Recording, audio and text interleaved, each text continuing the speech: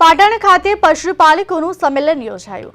Dudhsagar dairy દ્વારા પશુપાલકોને પૂરતા પ્રમાણમાં દૂધના ભાવ ન અપાતા તેમજ સાગરદાની ગુણવત્તા સહિતના મુદ્દાઓને લઈ પશુપાલક સમિતિ દ્વારા સંમેલન યોજાયું, જેમાં મોટી સંખ્યામાં પશુપાલકો ઉપસ્થિત રહ્યા। આગેવાનોએ દૂધસાગર ડેરીના ચેરમેન અશોક ચૌધરી સામે ગંભીર આક્ષેપો કર્યા।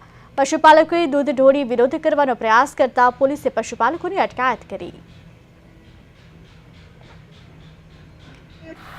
જે પણ કરવામાં આવી રહ્યું છે ડેરીમાં, એટલે ડેરીના લગતા કોઈ પણ માણસો ત્યાં હતા નહીં। પહેલાં તો તમને કહી દઉં કે જે પણ બહારથી પબ્લિક લાવવામાં આવે છે, કોઈ ડેરીનો અમારો પ્રમુખ, મંત્રી યા તો અમારા કોઈ સરકારી આગેવાને સહકારના પણ તેઓ નહોતા। અને ભાડુતી માણસો દર વખત મિટિંગમાં આવું આ રીતે પહેલાં બનેલું છે। આજે પણ જે માણસો આવ્યા છે એ બધા ભાડુતી જ છે। અમારા ગામડામાંથી કોઈ પશુપાલક નથી આવ્યો, કોઈ કારોબારીના મંત્રી કે ડેરીના મંત્રી કોઈ આવ્યું નથી। અને ખોટી એક ડેરીને બદનામ કરવાનું, અશોકભાઈ ચેરમેન સાહેબને બદનામ કરવાનું એક કાવતરું રચીને આ લોકો મિટિંગો વારંવાર કરે છે।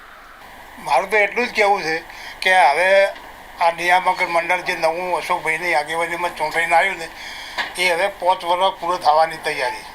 આટલો સમય આ લોકોને ભ્રષ્ટાચાર કે કંઈ કશું દેખાતું નહોતું, હવે ચૂંટણી ટૂંક સમયમાં જ છે, તો પછી બધા ક્યાંથી એ પણ બોર્ડમાં એ અમારા જે છે લોકો એ બોર્ડમાં છે, કોઈ દાડો વિરોધ પ્રદર્શન કર્યું નહીં, કોઈ દાડો બોર્ડમાં વિરોધ અરજી આલી નહીં, અને આ ટૂંક સમયમાં હવે બધું ઊભું કર્યું છે એ ચૂંટણી લક્ષી છે, બાકી કોઈ છે નહીં।